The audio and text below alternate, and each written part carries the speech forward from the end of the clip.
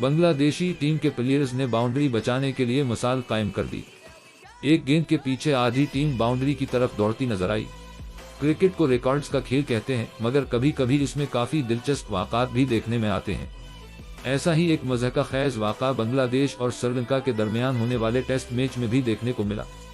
चिट्टोग्राम में मेजबान और आइलैंडर्स के दरमियान जारी टेस्ट मैच के दौरान बाउंड्री लाइन की तरफ जाती एक निस्बतन आहिस्ता गेंद को रोकने के लिए बांग्लादेशी फील्डर्स एक दूसरे से मुकाबला करते पाए गए।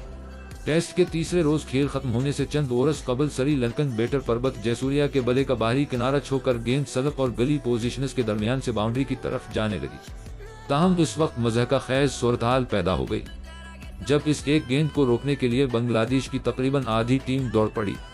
5 बंगाली प्लेयर्स गेंद की तरफ इस तरह लपके जैसे वो उसे न पकड़ सके तो मैच हार जाएंगे। गेंद के पीछे भागने और इसे रोकने की वीडियो सोशल मीडिया पर वायरल हो गई। वाज़ा रहे कि श्रीलंका ने पहली इनिंग्स में 538 रन बनाए, जबकि बांग्लादेश की टीम 178 रन पर ऑल आउट होकर फॉलो ऑन का शिकार हुई। दूसरी इनिंग्स में श्रीलंका ने 6 विकेटों के नुकसान पर 102 रन बनाकर अपनी बढ़तरी 455 रन कर ली है।